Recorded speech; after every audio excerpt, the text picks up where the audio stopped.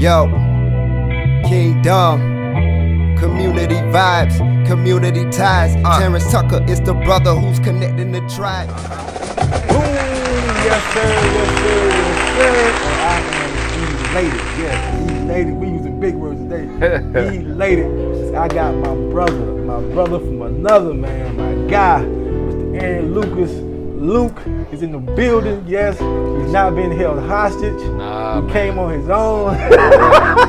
Smoothies and good conversation to do it every time. Come on, man. Smoothies and good conversation. You guys listen, man. God is good. God is good, man. Before we get to this king right here, let's pay 2 quick bills, all right? 2 real quick bills. Now, number 1, if you woke up this morning, give God all the praise. Give him all the praise because he's worthy to be praised. I'm telling you, his grace and his mercy, I promise you, will get you through if you just simply believe in him. I promise you, you're gonna be good, all right? No matter what you're going through, put God first. Have a conversation with him, all right? I promise you, he's listening to you, okay? But he will respond on his time, all right? But you gotta be patient, okay? And obedient, all right? So like I said, if you woke up this morning, give God all the praise. All right, number 2, you hear the music playing in the background, and you see this smoothie. He would show you his, but it's gone. Don't play no games. The smoothie is gone, man. Okay, we're at the Groove Smoothie and Juice Bar, located on 7510 Garnisburg Road, Black owned. Come by and support. I promise you.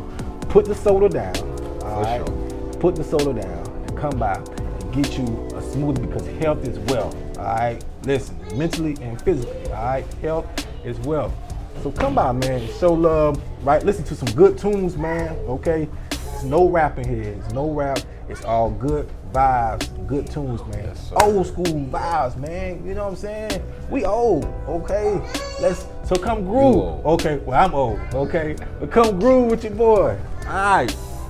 Now, stand up on your feet, y'all. Give this man a round of applause, standing ovation. We got Luke in the building, man.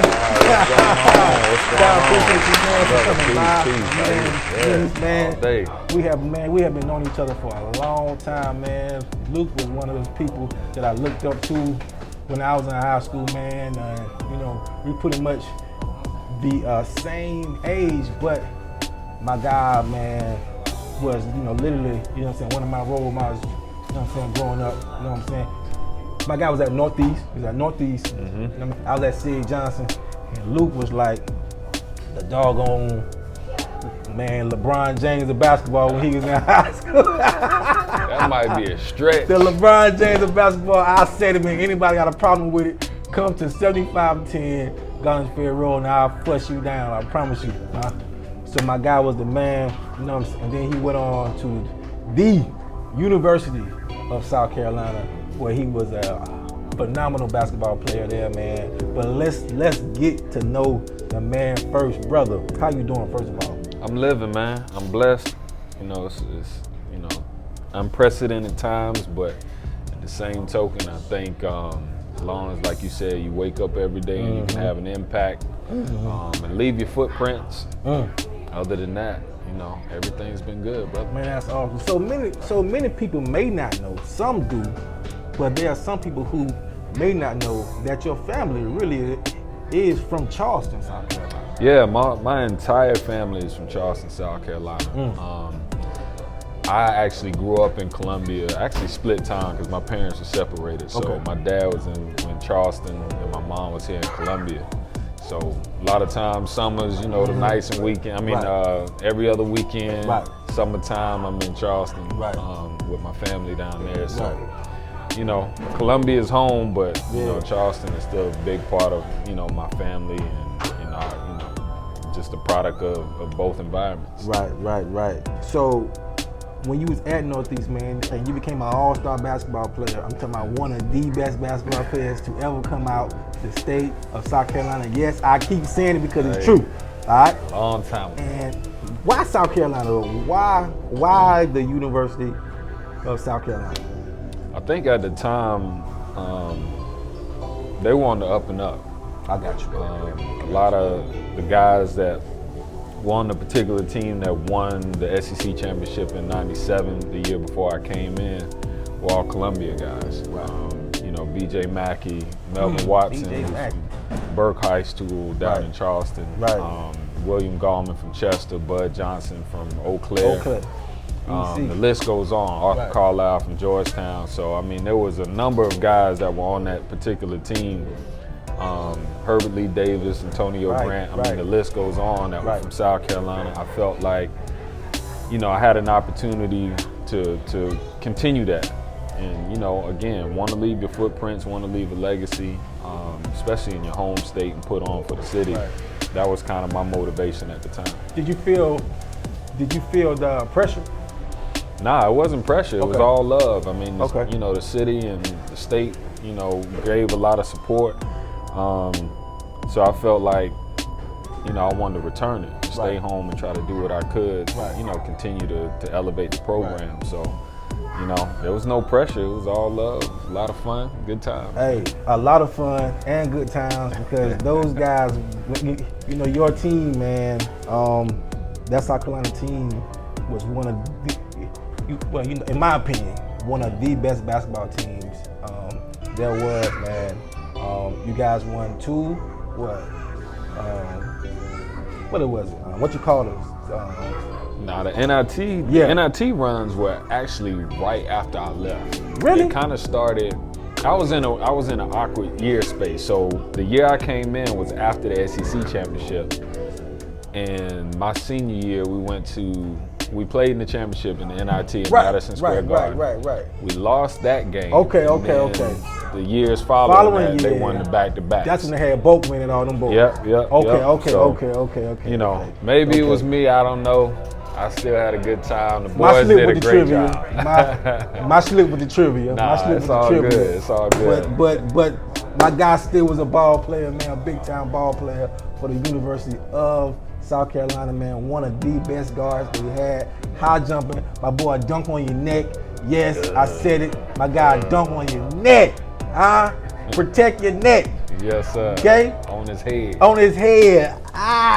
Now, my thing this right here, man, is you had a chance to play professionally, man. Let's talk about that, man. How, like, you know, how was that for you? Because you traveled the world, bro. It was a phenomenal experience that I don't think a lot of kids can appreciate. A lot of people who play this game don't quite understand, you know, what basketball can do for you. Again, I'm a product of Charleston roots that grew up in Columbia, so I'm South through and through. And so my experiences going overseas really opened my eyes. It gave me a lot of exposure to different cultures, gave me a lot of exposure to different people. Made me embrace different cultures, made me look, I would say it gave introspection to being an African American, or being black. You know what I mean? Because you go over to different countries. The first country I went to was in Vilnius, Lithuania. And I may have been one of 5 black people in the entire country. Wow. So when you're walking around and kids and people are just staring at you like, you know. Like you in the zoo or something. Right. Yeah. So, and you kind of have these ideas like, are they looking at me because I play on a professional team here? Are they looking at me because at that time I had dreads? Or are they looking at my skin color because they haven't really, you know, had that experience of being around black folks that much? So after a while, you know, I kind of looked at it where they're looking at me like I'm an alien, like I'm strange. But I took it upon myself to learn the language, make myself comfortable.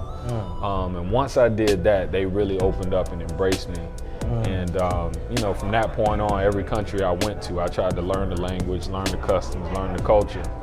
And from there, it was smooth sailing. Again, the best, you know, I've been from Hawaii to Australia, just drilling a basketball, You travel a lot. That much, you know, so much, you know, there are, you know, so many basketball players that, you know, live for the sport. Like, that's all they've ever done, right? Was play ball. But like most basketball players, your time comes to an end. ball will stop bouncing. I'm talking about that's a hard pill to swallow. That's a tough pill to swallow. Sure. At what point did you realize, man, it's time to come home? Actually, I tried to map it out. So, you know, not even knowing where basketball was going to take me after college. You know, I graduated and I started working. I was working at Lurie's clothing store downtown. That was kind of my thing. You know, nice tailored suits. Yeah. Learning how to be a clothier. Well-dressed guy, y'all.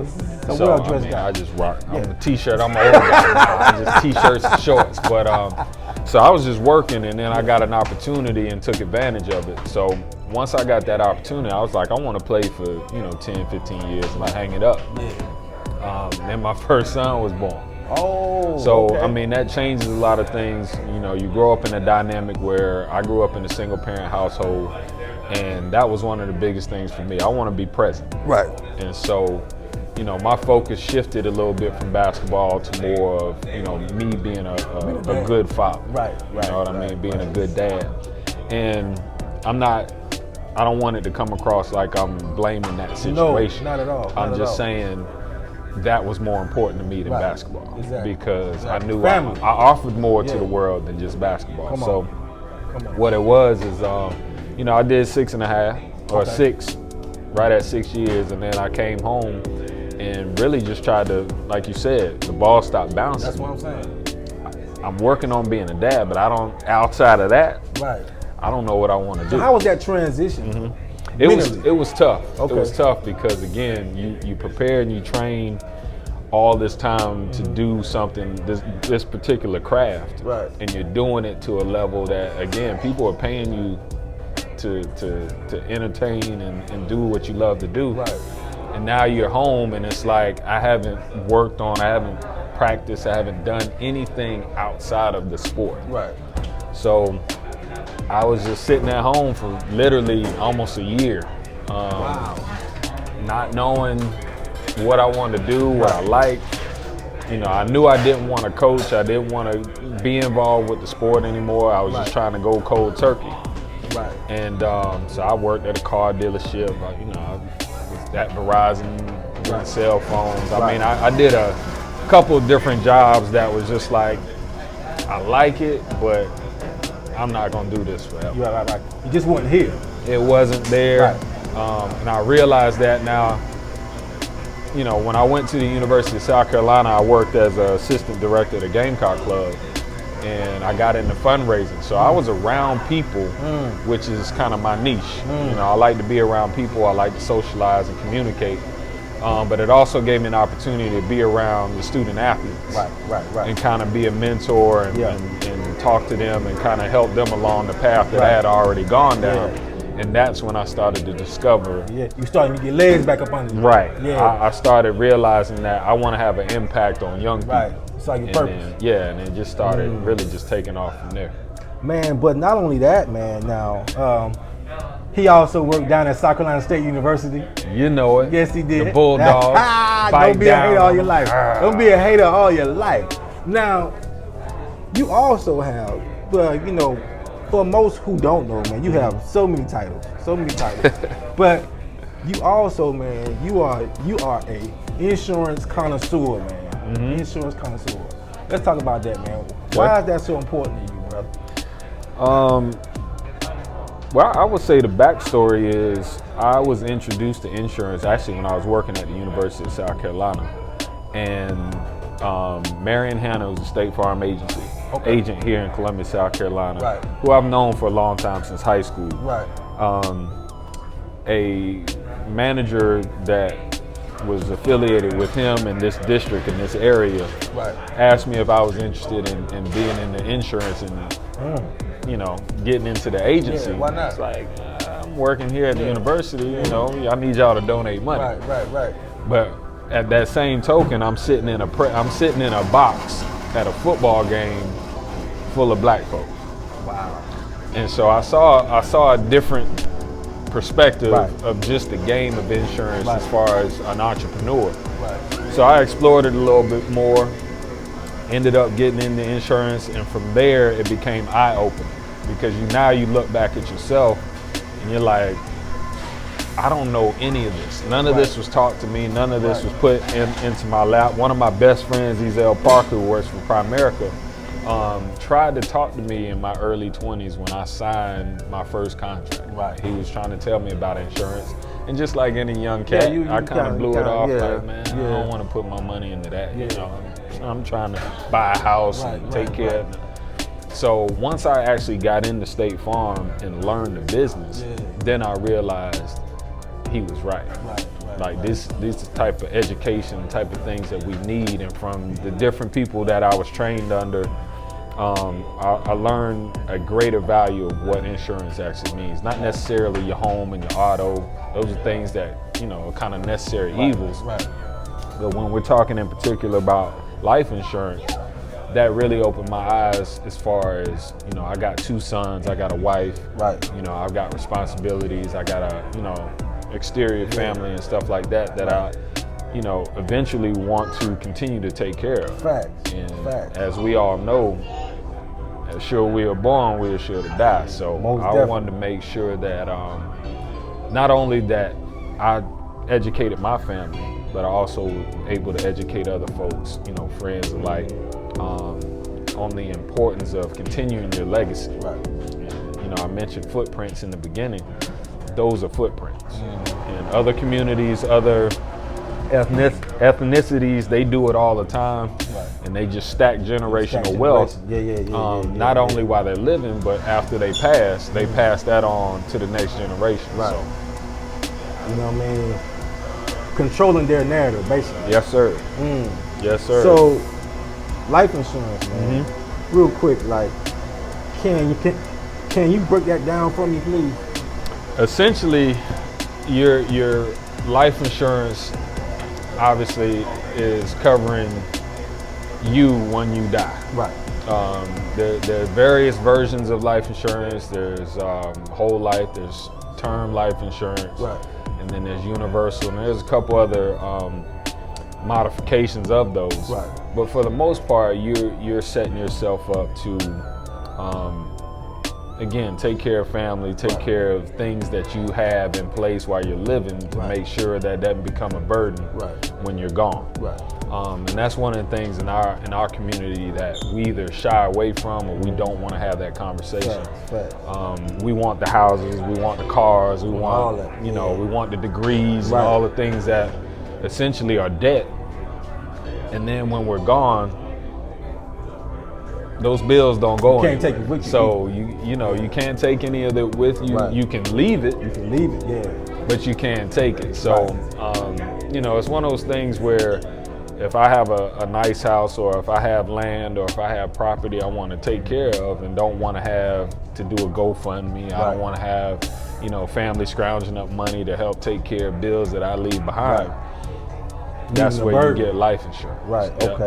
And again, I've seen other cultures, and I've been trained and taught that other cultures, they do it, they pass it on, they teach their kids how to do it, they buy in, they pass it on. So essentially, every time somebody passes away in their family, they continue to pass money and stack and build money. So that's smart.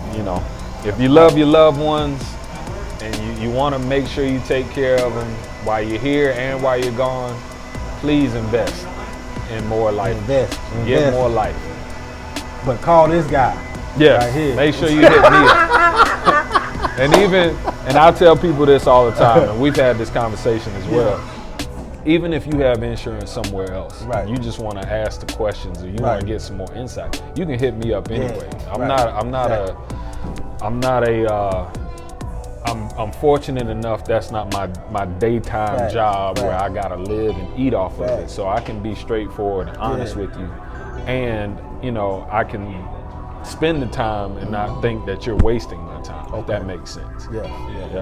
So, speaking of one of your, this man's a doggone Jamaican, man, for real. I gotta keep my hands. Speaking of one of his jobs, man. It's the same thing. There you go, man. Chucktown stand up out here, man. What I mean? Low country, what it is. All right, low country, what it is.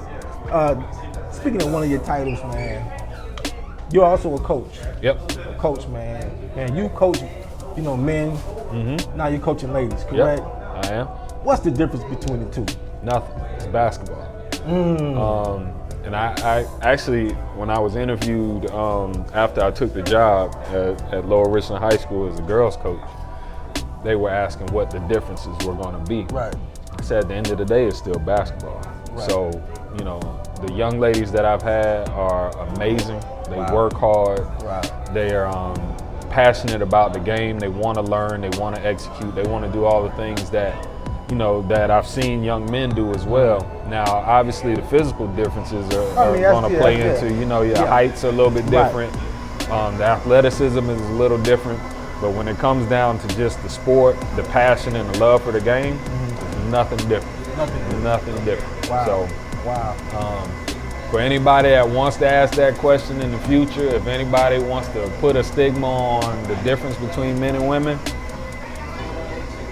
if I could gather up some of the girls that I know that can play basketball, I'll put them up against a group of guys any day. Any day. Period. And you would get bust. Period. I promise you, man. You would get bust. No out question. Here. Don't sleep on that girl power, man. No. I'm telling you, man. You got some girls out here that can really strap them up. Yes, sir. Really strap them up, man. Now, what I know for a fact is that my man got a brand on him right now, man. He has a brand of phenomenal shirt line that's just popping right now. Okay, when I'll purchase one, okay, listen, let's talk about your shirts, man, because they're just not regular shirts, man. They have such a huge meaning, man, such a huge historic, I mean, impactful meaning behind these shirts, man. Let's talk about those shirts, man.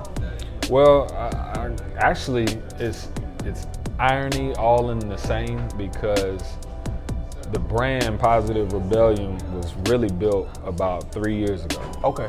The oddest thing happened. I was watching the late Chadwick Boseman on the Breakfast Club, and they were talking about Black Panther and the storyline and everything else, and he was talking about the impact that it's had on the culture, the impact that it's had across the world. And one thing that he said that stood out to me in the interview was, he said it feels like, you know, with communities and people coming together, he said it felt like a positive type of rebellion. And that resonated with me, because you don't hear that those two terms interlink. So I started brainstorming the idea of Positive Rebellion, what that meant to me. Looking at Black Panther, the story, and the impact that it had on the culture at that particular time, I think in 2016. And then I started figuring out, how do I want to articulate a message to people where we can still learn, you know, it can still be fashionable, but at the same time, you know, my biggest key is to make sure that we can still educate the culture and still again have people learn. So a lot of the shirts that I create have a message in it to where they're engagement pieces. So if somebody sees "Bring Peace and Good Energy," tell me what's that about? Well, I mean, it's pretty simple. Like, every day you wake up, your goal, other than saying thanks to the Lord, is to bring peace and good energy to the next person. You feel what I'm saying? So this world needs a lot of peace and a lot of good energy. A lot of good energy. A lot of love. A lot of love. So everything that I do as far as t-shirts, and, you know, I'm trying to get into shorts and do some other little concepts, but each piece is an engagement piece. So not only does the person wearing the shirt have to be able to articulate the message, but the person who's seeing the shirt, they may ask the question, have to articulate the message as well. It's twofold, because both of you guys, you're really learning. Yeah, you know what I'm saying? Because I learned so much, you know what I'm saying, from your shirt, but by me wearing the shirt, you know what I'm saying, you know, much like you said, you have to know what you're wearing.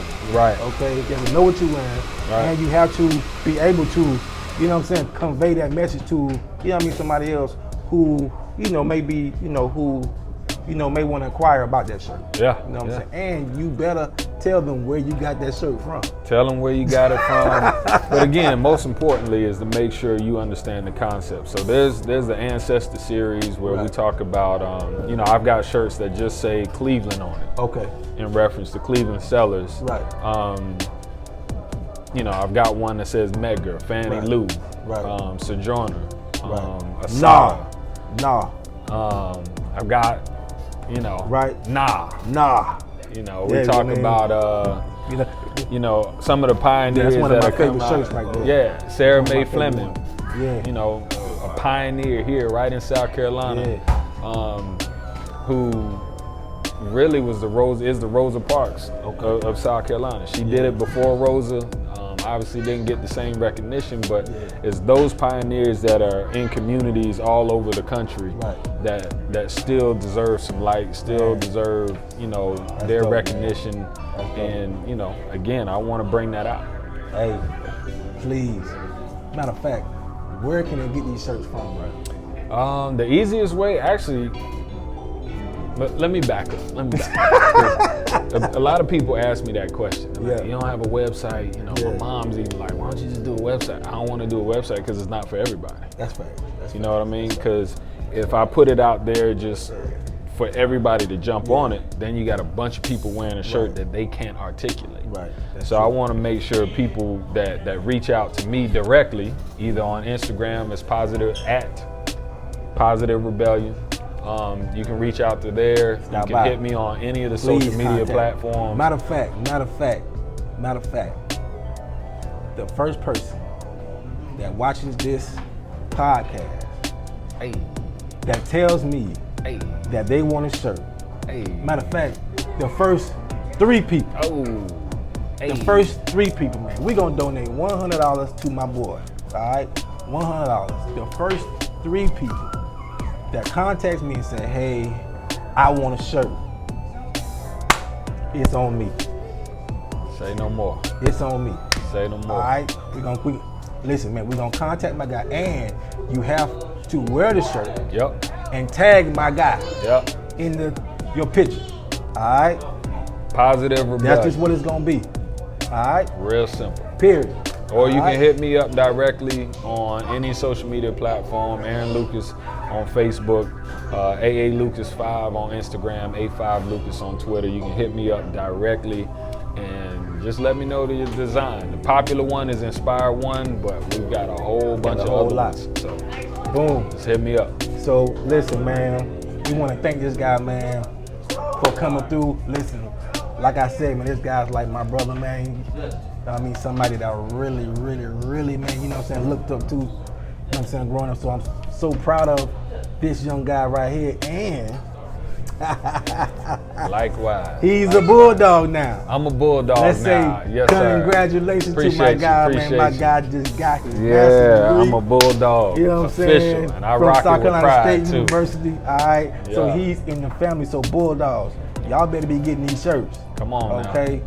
Come get these shirts, man. Let's support each other, bulldogs. All right. Listen, bulldog tenacity. You already know what it is. Let's flood it. Let's make it to the point to where he can't even make no more shirts. That's what we need to be. Let's flood it. We need to do that. Let's flood it out, man. All right, because we have to support each other. No all right, let's make that happen.